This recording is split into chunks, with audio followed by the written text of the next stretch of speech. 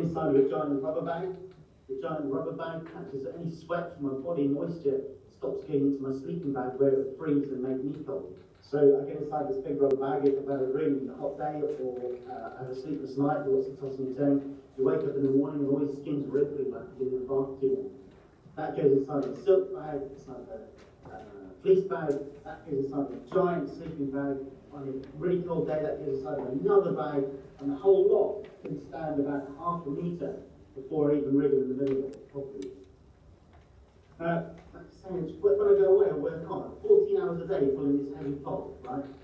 So food is really important. Who likes talking about food? Who likes talking about chocolate? Who likes eating chocolate? Who's not got their hand up? That was interesting, wasn't it? Right, so, do you guys understand calories? Yeah. Okay, so to make sure we're all talking the same language, right? Because I'm English and I don't know where you guys are from. So, that was a joke, you're allowed to laugh. Okay, thank you.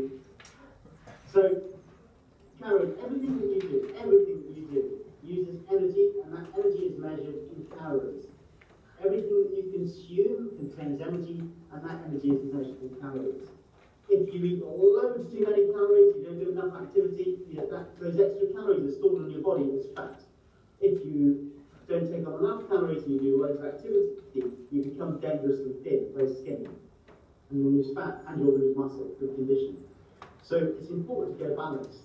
Now most adult humans, I say most adult humans, will eat between 1,500 and maybe 2,200, 2,250 calories a day, right? So say top end, 2,250 calories a day. On a full Arctic expedition, I can eat up to 9,000 calories a day, and I still lose weight. What does 9,000 calories look like? Right, for breakfast, okay, imagine this. I can't take milk because it freezes, I can't take anything sort of liquid. So I have a bag, and in the bag goes porridge oats. In with the porridge, like a big portion of porridge oats. In with that goes powdered milk and sugar, and maybe some powdered egg yolk, or powdered egg. And then some chopped nuts and some chopped dried fruit, things like dates and sultanas and stuff. And then in with that, I add half a block of butter. You know what a block of butter is? So half a block of butter chopped up. Then you add boiling water. You stir it all up into this sticky, thick goo stuff. And that's my breakfast. And my breakfast alone is around 2,500 calories. Right, so who wants an explorer's breakfast tomorrow? No. You need to try it, right? Your teachers will love you because you're going to come to school, you're going to have loads of energy, you'll be running around non-stop, you won't stop talking, you'll be fantastic. Try it.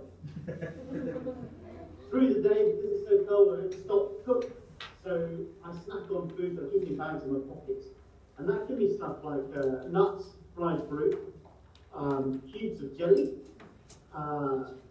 chocolate.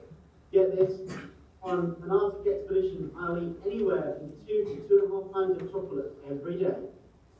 How cool is that? It's a kilo of chocolate every day. And I still lose weight. It's like mum's best chocolate, right? I'll lose weight. I also have cubes of pork fat. Sometimes if I go north and I've not taken enough calories, I buy whale or seal blubber, so the fat from the whale or seal, straight from the First Nation people. You cut it into small cubes, you have it raw, you just put it in your mouth and swallow it because it tastes so gross. Then in the evening, I have what's called a freeze-dried meal, which is ordinary food like chili, curry, and Polish pie and stuff. All of the moisture has been sucked out, so it's light, it's easy to pack, and it lasts longer, so it doesn't go off. Before boiling water, you wait 5 minutes, and you've got some kind of food. Now, although it says on the packet what flavour it is, between ourselves, we don't talk about that because it doesn't taste anything like it. We just talk about what colour mush we're eating for dinner tonight. Some of the desserts are pretty cool. Right, who's got questions? Owen. What have you ever had to write? Have you ever had to write SOS? Have I ever had to SOS? Yes, I have. Sort of. Who wants to know? Okay, that ties into another story. Who wants to know about my worst ever injury? Yeah, Anybody get grossed out really easily? Does anybody feel a bit squeamish and yet feel a bit sick? Okay, if you do, if you have nightmares and stuff, don't blame on me, blame on the teacher for introducing me to the class, right? 3 years ago, I was exploring a new route to the North Pole. It was in winter, so it was cold, it was dark, very dangerous. My total pulse weighed about 450 kilos.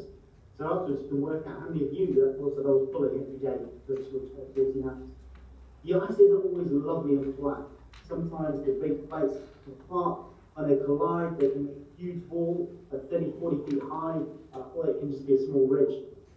So I'm walking along, I slipped on the ice, I pulled a muscle in my abs, right? Or I thought I did. Now my job, you get pulled muscles all the time, you get broken fingers, broken toes, bits of frostnip, I've got it on my cheeks here. You just have to man up and crack on because you can't have a duvet there. You just can't do it, there's no doctor. So the next day I got up, I was moving along, and the pain becomes so terrible that I couldn't even see properly.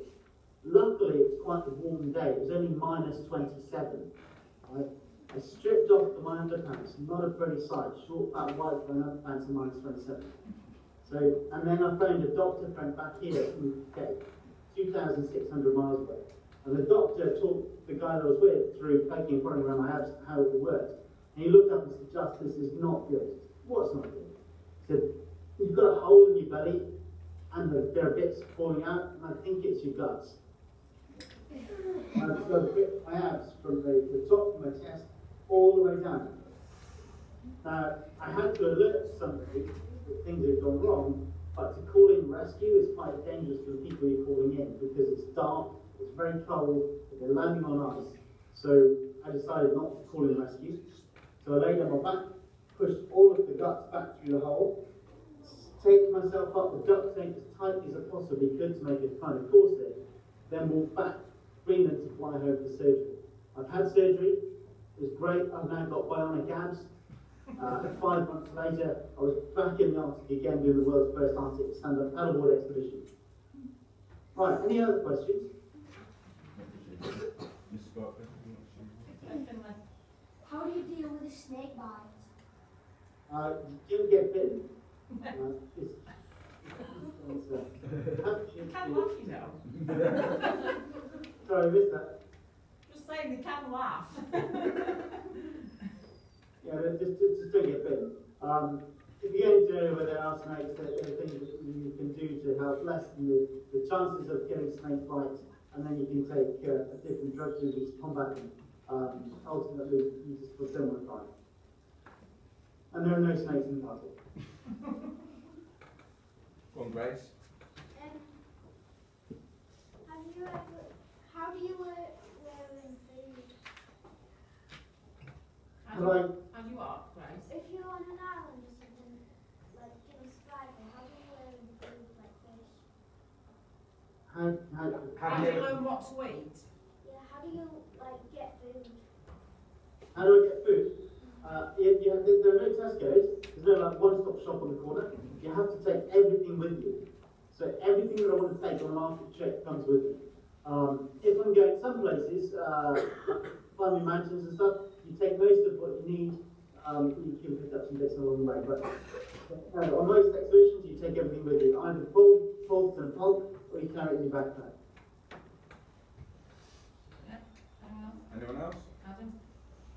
What would you do if there's a storm and all your sleeping bags are blown away? If there's a storm, sleeping bags blown away, if the world is nigh, no, you just, in that situation, you just have to call in rescue. You can, depending on where you are, there are things that you can do to help protect yourself from the water, but ultimately you have to call in a rescue. Anyone else? Thomas? What other places have you been to apart from the Antarctic? I've been filling a small map already, so I've done Arctic, Antarctic, jungles around the world, Central South America, into Africa, mountains all over the world, deserts in the Middle East, and all sorts of places. Anywhere where there's something to do, really. Paris is quite a thing. Callum? and why? Yes. What do you prefer, hot or cold? Once again, yes. I don't know. It depends on the weather, really. I like hot, I like cold. I don't really care. I don't have a preference or anything. When I'm in a cold place, I want to be somewhere hot. When I'm in a hot place, I want to be somewhere cold. Mason? What's the most dangerous part of the desert? The most dangerous part of the desert, the most dangerous part of the desert is the part where you are furthest, well, of anywhere, the part where you are furthest from rescue. So the part, and in every expedition, there'll be a point where rescue will become difficult, and that's the same no matter which part you're in. Steve? What does it feel like to complete a quest? What does it feel like? It feels pretty awesome.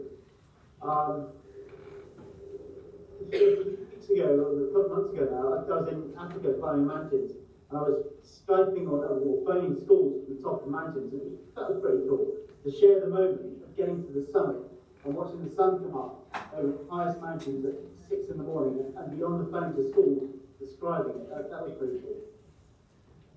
Hey, George? What's the most valuable thing you found? The most valuable stuff. Or discovered? Like, what? Have you found anything on an expedition that you've kept? No. You take nothing and leave only footprints. Take nothing but memories, leave only footprints. Wherever I go, you never bring stuff back, ever. Nice question. When you were in primary school or high school, have you always wanted to go exploring, or is that something that's changed maybe when you got older? Or It all started for me really when I was sort of 3 or 4 years old. I was born in a small village in Devon, and it was the kind of village where everybody knew everybody, if you know what I mean.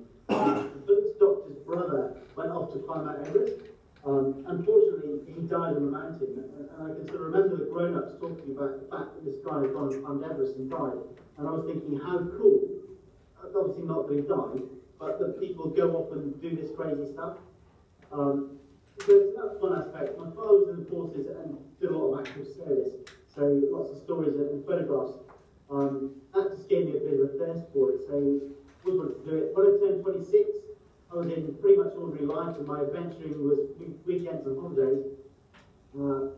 And then I had a car crash. I was brain damaged. I had to learn to walk and talk all over again.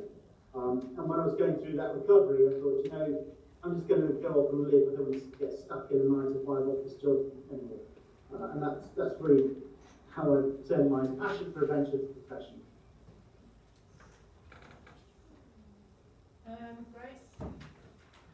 What is the most favourite bird you've seen? The most what, sorry? The most favourite bird you've seen? bird, wildlife? My favourite bird, I like chicken because they taste good. Pheasant tastes pretty good too. I don't know about favourite bird.